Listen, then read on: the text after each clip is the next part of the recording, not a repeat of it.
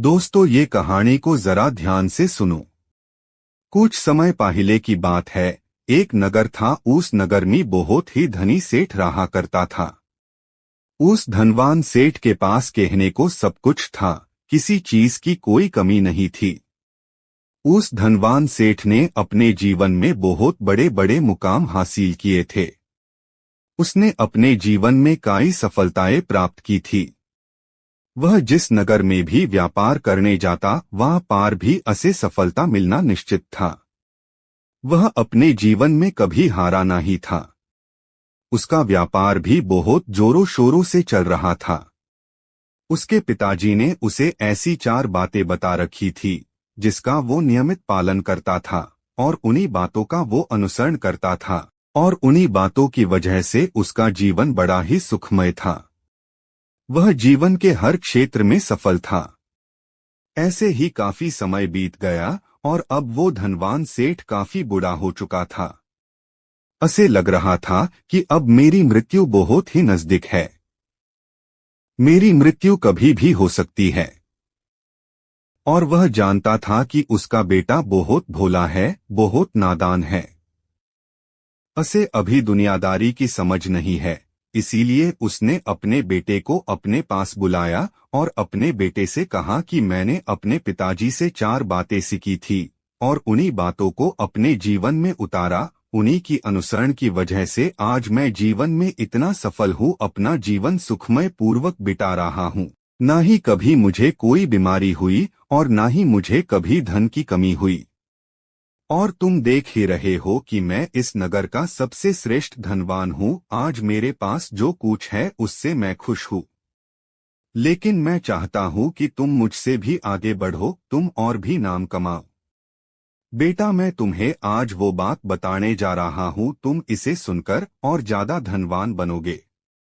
अपने जीवन को बहुत सुखमय बिताओगे। ऐसे कहकर वो अपने बेटे को 4 बात बताने लगा। बेटा, सबसे पहली बात, तुम काम पर छाव में जाना और छाव में आना। दूसरी बात, अपने घर के चारों तरफ चमड़े की बांध रखना। तीसरी बात, हमेशा खाने में मीठा करके खाना।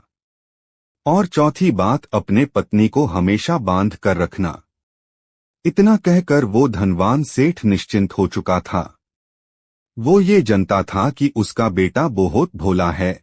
वह अपने पिता की बात अवश्य मानेगा और ये सभी 4 बातों को अपने जीवन में उतारेगा और इनका अनुसरण भी करेगा। देखते ही देखते कुछ महीने बीत गए और एक दिन धनवान सेठ मृत्यु को प्राप्त हो गया।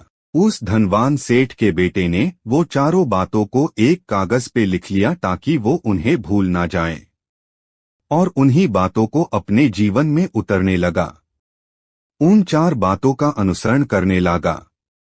सबसे पहली बात उसके पिता ने कही थी, छाव में जाना और छाव में आना। तो उसने अपने काम पर जाने वाले रास्ते पर एक टेंट लगवा दिया, क्योंकि उसके पास पैसे तो बहुत था और उसे कोई रोकने वाला भी नहीं था।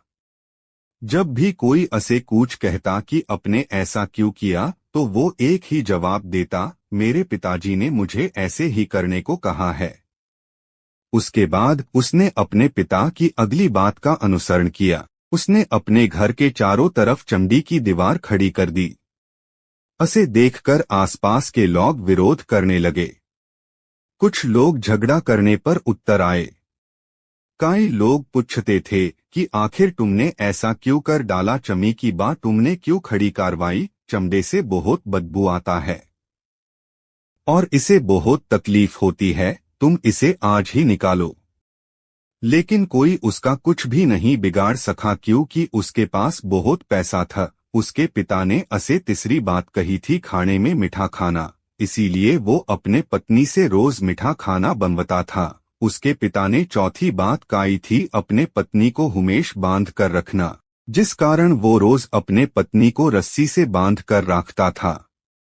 ऐसे ही कुछ दिन बीत गए और उस धनवान सेठ के बेटे का धीरे धीरे जीवन खराब होने लगा, क्योंकि उसने अपने पिता के सभी बातों का गलत मतलब निकाला था और वो उसी के अनुसार पालन कर रहा था। देखते ही देखते उसका इतना बड़ा व्यापार ठप होने लगा था। उसके दुकान में ग्राहक की संख्या कम होने लगी थी उसका व्यापार बर्बाद होने लगा था। घर के आसपास अब लोग भी ना ही रहते थे। चमड़ी के बदबू से सारे लोग उससे दूर हो चुके थे। उसके घर पर भी कोई आता ना ही था। वो अपने पत्नी को भी बांध के रखता था, इसलिए वो भी उसे छोड़ के चली गई थी। मीठा खाने से अब उसका स्वास्थ्य भी ठीक ना ही रहता था। सब कुछ उसका बिखर गया था। उसे अब कुछ भी समझ ना ही आ रहा था कि उसके साथ ये क्या हो रहा है। वो अब उसके पिताजी को कोसने लगा कि ये 4 बातें सुनकर ये सब मेरे साथ हो रहा है। एक दिन वो बहुत परेशान होकर एक साधु के पास गया और जो भी हुआ सब वो साधु को बता दिया, कैसे उसे उसके पिता ने बर्बाद किए। साधु ने पूछ कि ऐसा क्या कहा पिताजी ने जिसे सुनकर तुम्हारी ये हालत हो गई। उसने कहा कि पिताजी ने 4 बातें बताई थी, मैं वैसे ही करता गया। पहले बताया था कि काम पर जाते समय छाव में जाना और छाव में आना, तो मैंने मेरे रास्ते में टेंट लगवाया था। तो साधु ने कहा पिताजी ने जो भी कहा है तुमने उसका गलत मतलब निकाला है, मैं तुम्हें सही मतलब बताता हूँ। और उस साधु ने 4 बातों का सही से मतलब उसको समझा दिया और कहा कि तुम्हारे पिताजी ने तुम्हें दुनिया का सबसे बड़ा ज्ञान दिया है, लेकिन तुम उसे समझ ना ही पाए। यदि तुम उस बातों का सही से अनुसरण करते हो तो तुम अपने जीवन में एक बार फिर से वो सब कुछ हासिल कर सकते हो जो तुमने खोया है।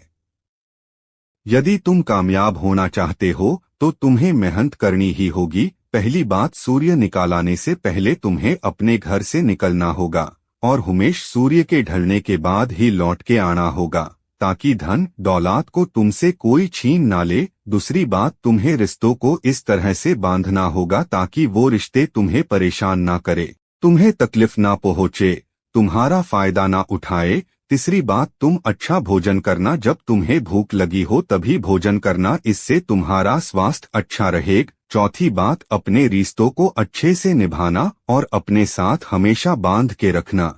इन सभी बातों का जीवन में अनुसरण करने के बाद तुम एक बार अपने जीवन में सब कुछ फिर से पा सकते हो जो तुमने आज तक खोया है, और हो सकता है तुम उससे भी अधिक उन्नति कर पाओ, अपने जीवन को खुशहाल और सुखमय बना सके। इतना कहकर वो साधु शांत हो गए और सेठ का बेटा भी अपनी सभी गलतियां समझ चुका था।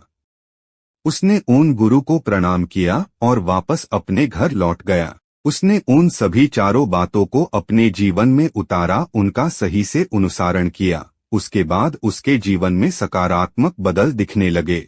वो एक बार फिर से अपने व्यापार को खड़ा करने में सफल रहा। वो एक बार फिर से अपनी पत्नी को घर लाने में सफल रहा और देखते ही देखते उसका जीवन सुखमय और आनंदमय होने लगा। तो दोस्तों, मुझे उम्मीद है कि आपको आज की ये कहानी पसंद आई होगी और आपने इससे कुछ सीखा होगा। कहानी के विचार आप नीचे कमेंट बॉक्स में कर सकते हैं। जाने से पहले वीडियो को लाइक करें और चैनल को सब्सक्राइब करें। तो चलो मिलते हैं नई कहानी के साथ। आप अपना ख्याल रखना। धन्यवाद।